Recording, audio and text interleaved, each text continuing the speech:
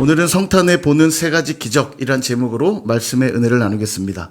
성탄절은 기독교의 핵심 절기 중 하나입니다. 가장 핵심이라고 말해도 틀리지 않을 것입니다. 예수님께서 우리를 구원하는 대속사역을 감당하시기 위해서 가장 먼저 하셔야 될 일은 바로 이 땅에 오시는 일이었고, 이 땅에 사시며 죽으시고 부활하시는 일이 반드시 필요했는데, 성탄절은 바로 주님이 이 땅에 오신 날을 기념하는 절기이기에 기독교의 절기 중 가장 핵심이라고 말할 수 있을 것입니다. 만약 주님이 이 땅에 오시지 않았더라면 우리에게는 구원이 없었을 것이기 때문입니다. 이처럼 성탄절은 예수님이 성육신, 이 성육신은 이룰 성자입니다. 육신이 되셨다는 뜻이에요. 육신이 되신 날인데 잘 생각해 보면 굉장히 역설적인 날입니다. 예수님은 하나님이셨는데 또한 사람이셨고 구원자로 오셨지만 심판자이시기도 하기 때문입니다. 이 역설이야말로 가장 놀라운 기적인데, 왜냐하면 이 땅에 있는 사람의 모든 죄를 해결하기 위해서는 사람이 반드시 필요했고 죄 없는 사람이 필요했기 때문에 사람이어야 했지만, 하나님이 아니시면 죄의 문제를 해결할 수 없기 때문에 하나님이셔야만 했습니다.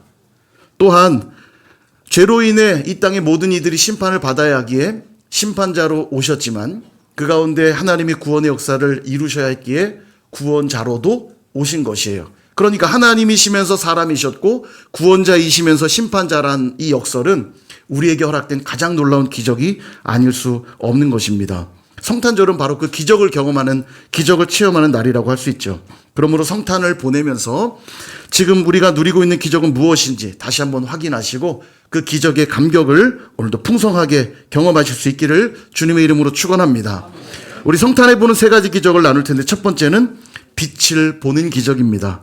태초에 말씀이 계셨다, 그렇게 성경은 기록합니다. 말씀이셨던 하나님, 그 하나님이 사람들 가운데 오셨습니다. 그리고 이렇게 말씀하세요. 요한복음 1장 4절에서 5절. 그 안에 생명이 있었으니 이 생명은 사람들의 빛이라. 빛이 어둠의 빛이 돼 어둠이 깨닫지 못하더라. 아멘. 말씀이신 하나님이 빛이시래요. 그런데 이 빛이 사람들 가운데 오셨음에도 사람들이 깨닫지 못했다라고 이야기합니다. 여러분, 빛이 비추이면 어둠은 반드시 물러가게 되어 있고, 그 빛으로 인해 모든 사물들이 밝히 드러나게 되어 있죠. 밝히 볼 수 있습니다. 여러분, 그거 아십니까? 우리가 사물을 보려면 반드시 빛이 있어야만 합니다. 빛이 사물에 비치면 그 빛이 사물에 반사되어서 우리 눈에 들어오게 되고, 그래서 사물을 인식하게 되는 거예요. 그래서 여러분, 빛이 없으면 사물을 절대 인식할 수 없습니다. 색을 인식하는 것도 마찬가지예요. 어떤 사물에 있는 그 색을 인지를 하는 방식 역시 빛이 비추면 그 사물에 반사된 빛이 우리 망막에 들어오면서, 우리 안에는, 이 안에는 원추세포라고 있거든요. 이 원추세포가 이 빛의 신호를 전기 신호로 바꿔서 뇌에 전달을 합니다. 그러니까 뇌가 무슨 색깔인지 인지를 하는 거죠. 그러니까 사물을 인식하는 일이나 빛을 인식하는 일에는 반드시 뭐가 필요하냐면 빛이 있어야 돼요. 빛이 없으면 절대 볼 수 없는 거죠. 질문 드릴게요. 사과는 무슨 색입니까?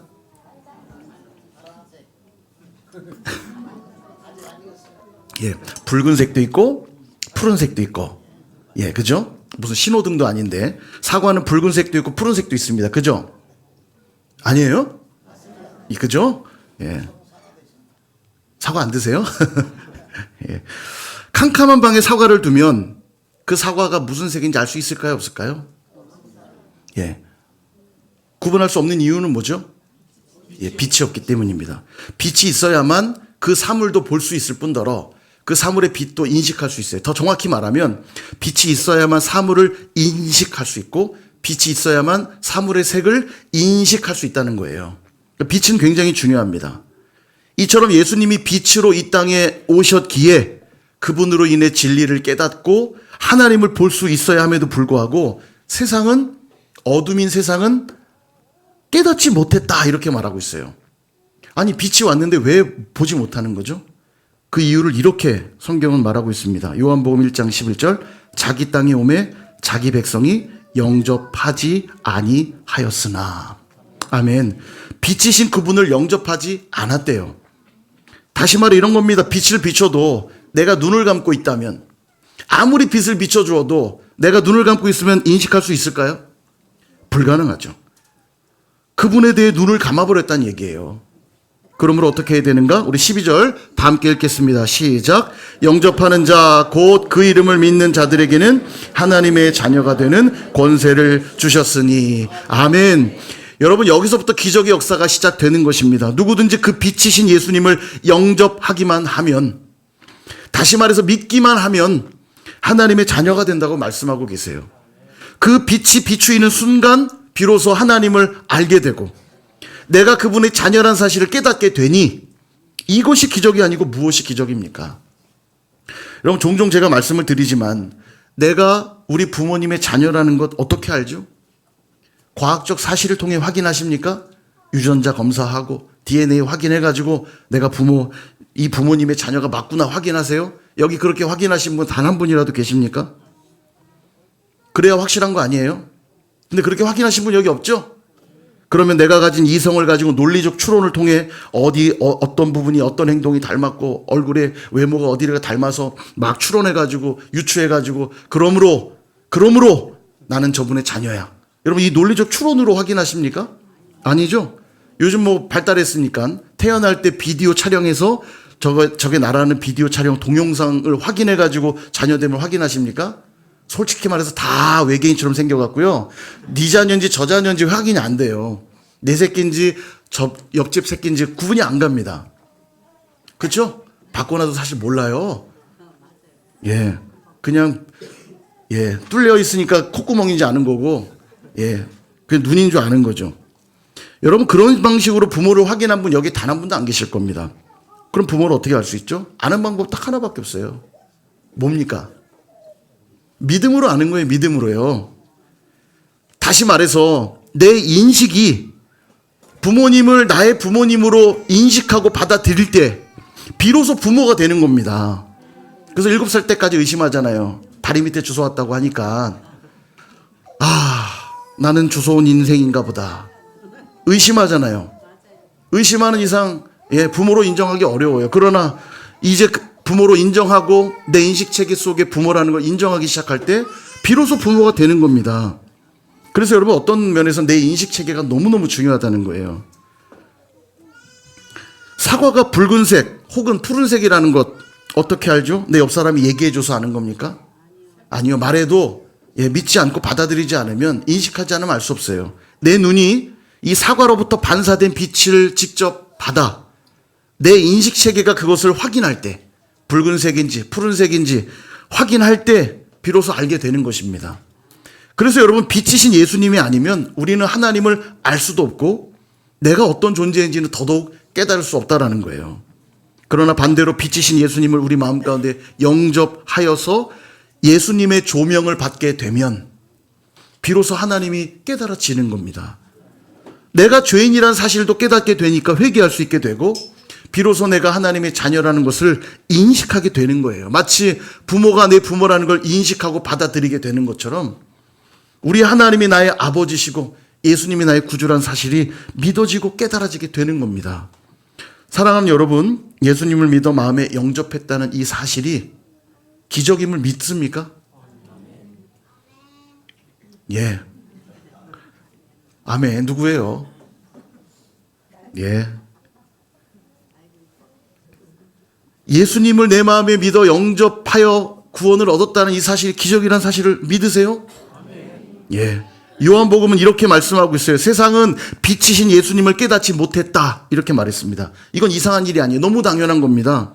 무슨 소리냐면, 여러분, 우리도 모든 빛을 다 볼 수 있는 게 아니에요. 우리가 볼 수 있는 빛을 가시광선이라고 합니다. 가시광선. 주파수 범위 내에 있는 빛만 보는 거예요. 빨주노초 파남보만 보는 겁니다. 이 파장을 넘어선 빛들이 있어요. 자외선, 적외선, 감마선 같은 것들이 있어요. 여러분, 그거 보이십니까? 인식이 되세요? 이게 보인다 하시는 분들이 있으면 어떻게 해야 돼요? 돌봐드려야 됩니다. 이분들은. 돌봄이 필요한 분들이. 안 보여요. 엑스선 촬영하러 병원에 갔을 때도 엑스선이 지금 내 몸을 지나가는지 안 가는지 우린 몰라요. 기계가 그냥 웅 돌아간 소리가 나니까 엑스선이 지나갔나 보다 아는 거지, 보이지 않습니다. 인식 못해요. 여러분, 이 땅에서도 인식하지 못하는 빛이 있는데 하물며 하늘에 비치신 예수님을 깨닫지 못하는 건 전혀 이상한 일이 아니에요. 그런데 우리는 지금 그 예수님을 마음에 영접하여서 믿고 있는 것입니다. 이게 당연한 일입니까? 절대 당연할 수 없는 일이에요. 이것이야말로 기적이고 이해할 수 없는 놀라운 일인 거죠. 다시 한번 묻고 싶습니다. 예수님을 믿어 마음에 영접했다는 사실이 당연한 일입니까? 당연할 수 없죠. 기적 중에 기적이고 하나님의 놀라운 역사인 줄 믿으시기를 축복합니다. 그렇게 생명의 빛이신 예수님을 보고 영생을 누리고 있는 이 기적, 오늘도 다시 한번 되새기실 수 있기를 주님의 이름으로 축복합니다. 두 번째 우리가 보는 기적은 말씀을 보는 기적이에요. 14절 같이 한번 읽어보겠습니다. 시작. 말씀이 육신이 되어 우리 가운데 거하심에 은혜와 진리가 충만하더라. 아멘. 태초부터 계셨던 말씀, 이 말씀이 하나님이신데 하나님은 말씀으로 천지를 창조하셨죠. 이 말씀이신 하나님이 천지를 만드신 거예요. 그리고 그 말씀이 육신이 되어 우리 가운데 거하셨다, 그렇게 기록하고 있습니다. 이게 바로 성육신 사건을 말하는 거예요. 말씀이 육신이 되셨다. 빌립보서 2장 6절에서 8절은 이렇게 기록하고 있죠. 그는 근본 하나님의 본체시나 하나님과 동등됨을 취할 것으로 여기지 아니하시고 오히려 자기를 비워 종의 형체를 가지사 사람들과 같이 되셨고 사람의 모양으로 나타나사 자기를 낮추시고 죽기까지 복종하셨으니 곧 십자가에 죽으심이라. 아멘. 아니 어떻게 하나님이 사람이 되실 수가 있죠? 이해하기 어려운 말입니다. 제가 종종 비유를 들지만 사람이 바퀴벌레가 되고 사람이 쥐가 되고 사람이 벌레가 된다고 생각해 보세요. 우리 아이들 어떻습니까? 할 수 있겠어요? 시온이? 예, 우리 아이들의 대답은 예상이 어렵습니다. 아니요라고 해야 되는데 예. 바퀴벌레 될 수 있어요? 예. 답을 알려줬는데도 우리 아이들의 대답은 예측하기가 어렵습니다. 사람이 바퀴벌레가 되고 쥐가 되고 벌레가 되야 된다면 여러분 상상이나 가능하십니까? 우리 집에 함께 사는 바퀴벌레니까 뭐 기껏 내가 되어주겠다. 가능하세요? 여러분 피조물이 되는 것도 이해하기가 어렵고 상상하기 너무너무 고통스러운데 창조주가 피조물이 된다는 이 사실이 가능하냐는 얘기예요. 우리의 머리로는 도저히 이해하기 어려운 내용입니다. 그러나 우리의 죄의 문제를 해결하기 위해서는 반드시 사람이 되시지 않고는 해결할 수 없었기에 사람이 되셔야만 했고 또 반대로 이 죄의 문제는 하나님만 해결하실 수 있기 때문에 하나님이 사람이 되시는 기적 외에는 다른 방법이 없었던 거예요. 그래서 오늘 우리를 위해 성육신 하셔서 십자가를 지셨다고 하는 이 사실은 당연한 사실이 아닙니다. 있을 수 없는 일이 벌어진 거예요. 가장 놀라운 기적인 겁니다. 여러분 이 세상 어떤 종교에서라도 신이 사람의 자리까지 낮아졌다는 얘기 들어보셨습니까? 신이 사람이 됐다는 얘기 들어보신 적 있으세요? 없어요. 그래서 여러분 기독교에 있는 이 성육신 교리는 굉장히 중요한 교리고 특별한 교리입니다. 그래서 여러분 이단들이 대부분 이 성육신 교리를 부인하는 거 아십니까? 부인하는 종류는 딱 두 종류예요. 아니 어떻게 하나님이 사람이 되지? 부정한 사람, 형편없는 사람이 될 수 있지? 인정할 수 없죠. 그래서 사람으로 직접 본 게 아니라 사람의 형태로 보여졌다라고 하는 가연설, 가짜로 보여진 거일 뿐이다 라고 하는 이단이 있고요. 또 하나의 이단은 어떻게 하나님이 사람이 될 수 있지? 그건 불가능해. 그러니까 예수님은 하나님은 아니고 아주 위대한 선지자, 아주 위대한 성인이었던 분이야. 다른 사람들보다 더 훌륭했던 분이야 정도로 설명해요. 왜냐하면 하나님이 사람이 됐다는 걸 이거 받아들이기 어렵기 때문에 이단들이 그 부인하는 겁니다. 이 성육신 교리를. 그러나 이 성육신 너무 중요한 교리예요. 그래서 예수님의 그 성육신이 믿어진다라고 하는 건 가장 놀라운 기적 중에 기적입니다. 그것도 아기로 오셨고 구유에 나셨다는 건 이게 정말 놀라운 기적이에요. 여러분 아무리 가난하고 아무리 모자라도요 자기 자식을 구유에서 낳는 경우는 없습니다. 그죠? 아무리 가난해도 가장 깨끗하고 가장 좋은 곳에서 자녀를 낳지 누가 구유에서 자녀를 낳습니까? 그런데 하나님이신 그분이 아기로 오셨고 구유에서 나셨다는 건 성육신을 가장 적나라하게 보여주는 사건인 거예요. 그래서 우리는 이제 말씀이신 주님을 보는 말씀을 직접 보게 되는 이 기적을 체험한 자들인 줄 믿으시기를 바랍니다. 마지막 세 번째 기적은 은혜와 진리를 보게 되었다는 거예요. 요한복음 1장 17절은 이렇게 또 말씀합니다. 같이 한번 읽어볼까요? 시작. 율법은 모세로 말미암아 주어진 것이요. 아멘.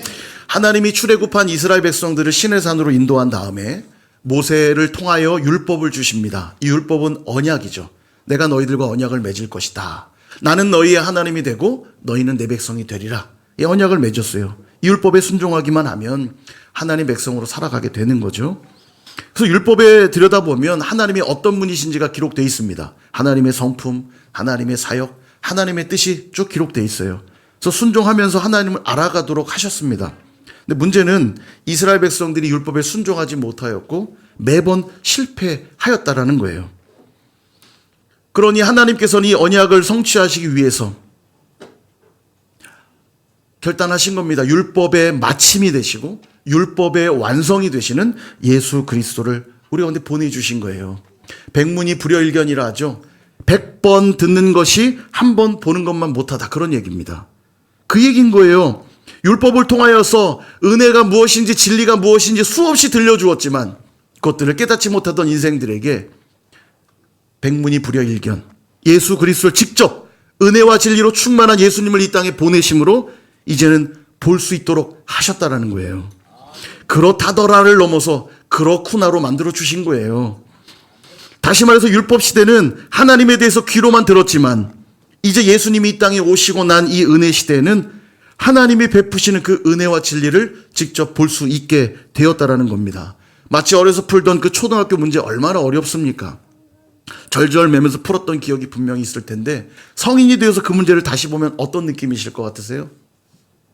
껌이죠. 껌. 야, 내가 이까지 것도 못 풀어서 헤맸구나. 그죠? 그런 거예요. 율법의 시대에는 요구하던 모든 것들이 마냥 어렵기만 했어요. 거기에 은혜를 담아놓고 진리를 담아놨음에도 마냥 어렵기만 해서 늘 넘어졌단 말이죠. 그러나 이제 율법의 마침이 되시는 예수님을 영접하고 그분을 믿게 되었을 때 예수 그리스도 그분이 은혜이고 진리로 충만하셨기에 율법에 담겨있는 그 은혜와 진리의 문제가 이제는 쉽게 풀어질 수 있게 된 거예요. 사랑하는 여러분, 예수님께서 우리를 위해 성육신하신 이 성탄절에 우린 세 가지의 기적을 오늘 확인하였습니다. 다시 말해서 예수님을 믿고 있다면 우리는 이미 이 세 가지의 기적을 누리고 있다라는 뜻입니다. 빛을 보게 되었다고 했죠. 이전에는 내 썩어질 육체와 죄로 물든 관점으로만 세상을 봤기 때문에 우리 인생에 소망이 없었고 하는 짓이라곤 죄 짓는 짓뿐이었으며 우리 안에는 온통 미움과 원망과 시기와 질투로 점철되었던 나였지만 이제는 빛이신 예수님으로 인해 세상을 새롭게 볼 수 있게 되었죠. 그래서 우리는 이제 사랑할 수 있게 되었고 용서할 수 있게 되었고 양보할 수 있게 되었고 희생할 줄 아는 존재가 되었고 무엇보다 소망을 품고 살아갈 수 있는 복된 존재가 되었다는 거예요. 말씀을 보게 되는 기적을 우린 경험했다 했습니다. 그랬다더라. 소문으로만 들어도 복된 소식일 텐데 이제는 소문으로 듣는 정도가 아니라 직접 볼 수 있는 존재가 되었다는 거예요. 구약의 모든 백성들은 하나님 앞에 직접 나아갈 수가 없었습니다. 그러나 이제 우리는 예수님으로 인해 하나님께 직접 나아갈 수 있는 영광스러운 존재가 되었고 그 주님을 뵐 수 있는 존재가 되었다는 거예요. 마지막 세 번째는 은혜와 진리를 보는 기적을 우린 누리고 있는 겁니다. 이전에 내 힘으로는 도저히 그 은혜를 누릴 수 없었고 진리를 경험할 수 없었지만 이제 예수님이 오심으로 은혜가 선포되었고 진리를 깨달을 수 있게 된 것입니다. 고린도후서 6장 2절은 우리에게 이렇게 말씀하죠. 이르시되 내가 은혜 베풀 때 너에게 듣고 구원의 날에 너를 도왔다 하셨으니 보라 지금은 은혜 받을 만한 때요 보라 지금은 구원의 날이로다. 아멘. 그러므로 2025년 이 성탄절을 보내면서 다시 한번 이 세 가지 기적을 마음에 새기고 감사하는 신앙이 되시기를 축복합니다. 그리고 그 기적을 나만 누릴 것이 아니고 우리 가정, 친구, 이웃 수많은 주변의 영혼들과 함께 누릴 수 있도록 그 예수님을 증거하실 수 있기를 축복합니다.